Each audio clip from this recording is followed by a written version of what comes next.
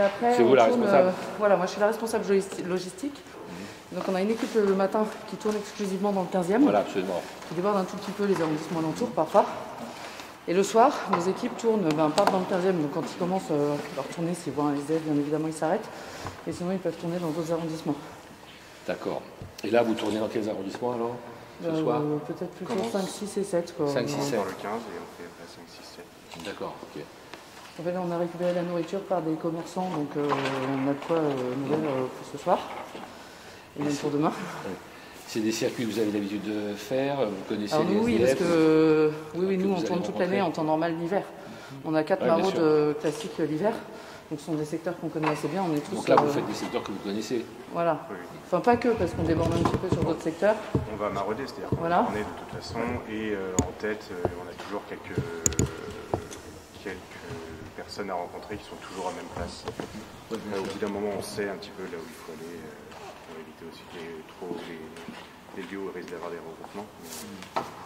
Et tous les maraudeurs chefs d'équipe sont tous des maraudeurs aguerris déjà depuis plusieurs années au sein de l'Ordre de Malte. Donc ils connaissent bien le secteur de la nuit. Oui, bien sûr, on travaille avec eux d'ailleurs depuis longtemps aussi. Voilà. Et donc sur l'équipe de ce matin, vous avez un compte rendu, vous savez comment ça s'est passé? Sur l'équipe de ce matin, ils ont vu une cinquantaine de personnes. Ah, quand même. Ouais, dans le 15e essentiellement. Ils ont débordé un petit peu sur le 14e. Vous allez dans quel coin du 15e, non? Partout, ils sont allés rue de la Convention, à Sèvres-le-Courbe. Oui. Un petit peu partout. J'ai la liste, si vous voulez, je pourrais l'envoyer à Madame de la Rochefoucauld. Oui, je pense que c'est. Transmis la liste ce matin de ce qu'ils ont fait. Je pense que c'est important qu'on puisse savoir où ça a été. Vous avez été. Pas de problème. D'accord. Pas de problème. Et là, vous allez en faire une cinquantaine aussi? On ne peut jamais savoir. Ça. Nous, on part sur une base de entre 30 et 40 repas. On ne peut jamais savoir.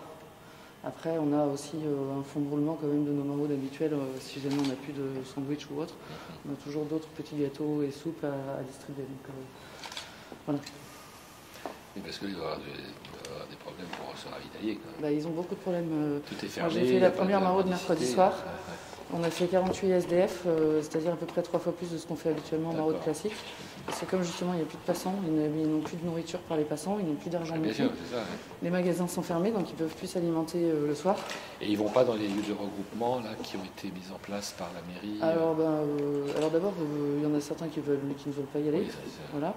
Après, les lieux de regroupement, c'est très bien, mais sauf que s'il y en a un qui est contaminé, il contamine tous les autres. Donc ils sont peut-être mieux tout seuls à la rue que dans un gymnase où ils risquent de se contaminer mutuellement. Mais bon, ça c'est mon point de vue. Ah bah bien sûr, ils doivent aussi c'est raisonnable pour certains d'entre eux. Oui, voilà. Donc là, est-ce qu'ils ont d'autres demandes que les demandes alimentaires? Ils ont des demandes aussi parce qu'ils ont des gros problèmes sanitaires parce que les sanisettes sont fermées. Alors, à partir de cet après-midi, enfin nous on a des audioconférences tous les matins avec la mairie centrale et les maires, de cours ouvraient un tiers des sanisettes dans l'après-midi. D'accord, ça on va parce que vous savez, c'est leur personnel qui ont fait usage de leur droit de retrait, mais le préfet de région les a réquisitionnés. Donc il y a eu un ordre de réquisition chez Decaux. Donc ils devaient rouvrir, alors je ne sais pas si c'est fait ou pas, vous le constaterez d'ailleurs, mais ils devaient... Comment cette qui n'était pas en bas n'était pas ouverte. Bien. Donc... non, mais on va faire passer le message du coup aux SDF qu'ils auront certaines sanisettes ouvertes. Le tiers à peu près. Parce que ça, c'est un gros souci pour eux, parce que du coup, voilà. C'est pour ça que c'était une de nos préoccupations, de permettre la ouverture des sanisettes, surtout que les bistrots sont fermés en plus. Donc là, c'est un gros sujet. Et on nous a dit à la réunion qu'on a audioconférence, c'était à midi, que dans l'après-midi, un tiers serait rouvert. D'accord, très bien. On va leur faire passer le message. Alors si c'est pas ce soir, ça sera peut-être demain, quoi. Enfin, je crois qu'il y a aussi quelques bains-douches qui sont ouverts. Ouais. Mais alors par contre, le problème, c'est que dans les bains-douches, on leur demande de venir avec leur propre serviette de toilette, ce qu'ils n'ont généralement pas. Donc nous, on peut fournir quelques savons et autres, mais on peut fournir les serviettes de toilette pour tout le monde, malheureusement. On a la bagagerie qui est ouverte aussi dans le 15e. La bagagerie à Saint-Jean-Baptiste de Grenelle, ouais. Non, c'est les rues de Cour, c'est comment elle s'appelle, Antigel. Oui, Antigel, oui. C'est ça. Ah oui. Et donc là, ils peuvent faire des choses aussi. Là. Oui, ça, c'est beaucoup les SDF du 15e qui viennent, parce qu'ils connaissent, parce que ceux qui sont à l'autre bout de Paris ne vont pas venir. Ah non, d'ailleurs, il n'y aura pas la place. Voilà, c'est ça. Nous, on a appelé les bains-douches Blomet parce que la piscine dans laquelle c'était sont en rénovation. Oui, d'accord. On avait des bains-douches Castagnari, mais qui ont été supprimés par la ville, définitivement. Là où ils ont fait des logements, j'ai vu. Il y a du co-living, d'étudiants.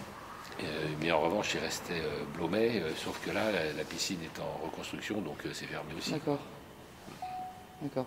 Là, on en est là de ce point de vue. Sinon, on n'a pas de bain-douche, on a le 15e du coup. D'accord. Bon, voilà, je ne vais pas vous retarder. Hein. La température, comme par hasard, un petit peu fraîche. A baissé complètement. Là, c'est l'hiver. On a tout en même temps. Quoi. Super. Bon. On n'a pas eu l'inondation, la crue, parce que ça a failli aussi. On a failli avoir ça en plus, quoi. Mais ça s'est arrêté à temps. Quoi. Oui.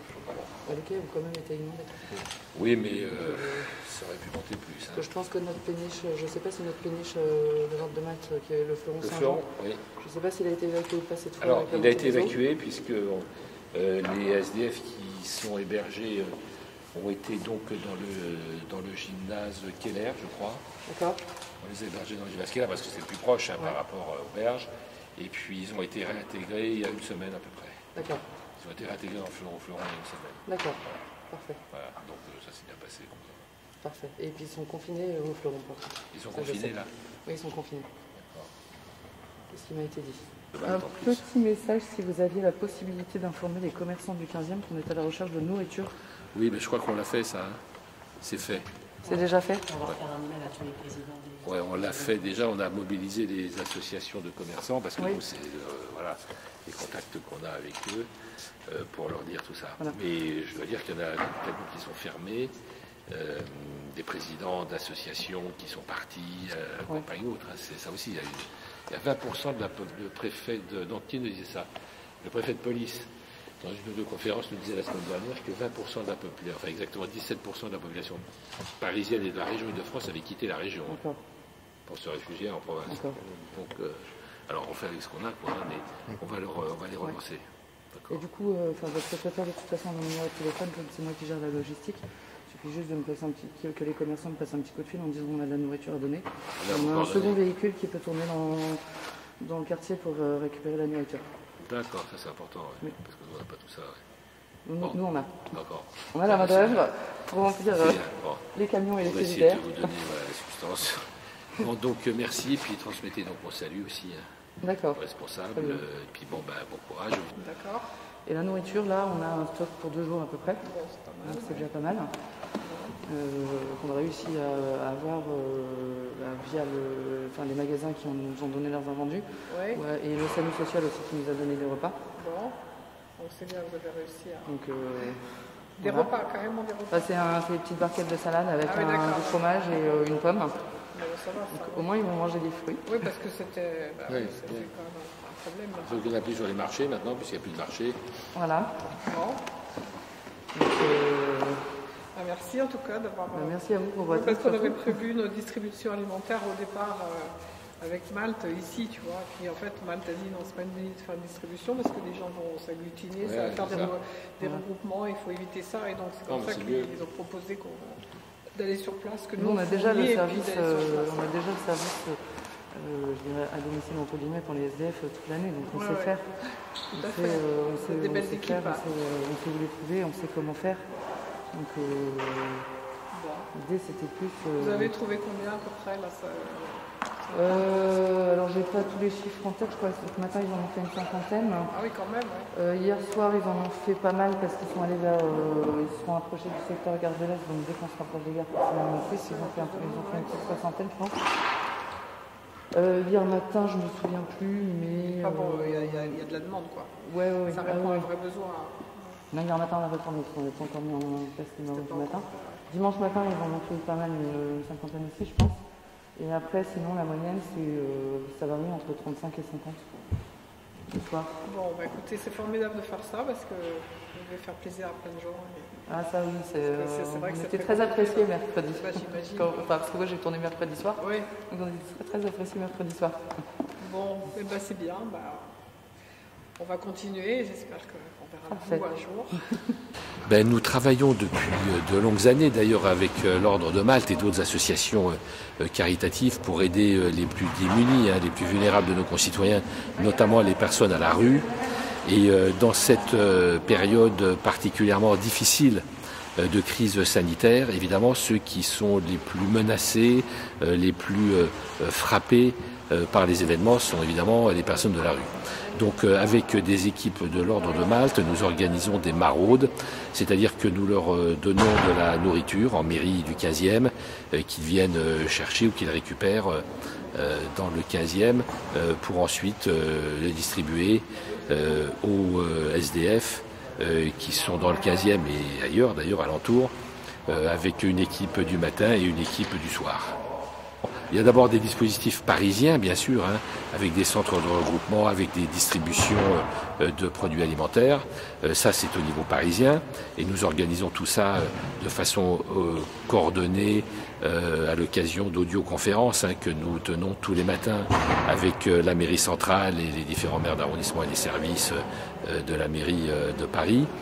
Mais en plus, chaque arrondissement, j'imagine, ou beaucoup d'arrondissements prennent des initiatives telles que celle-ci qui permet d'aller plus loin et de mieux prendre en compte encore les personnes de la rue, celles qui passeraient à travers les mailles du filet notamment.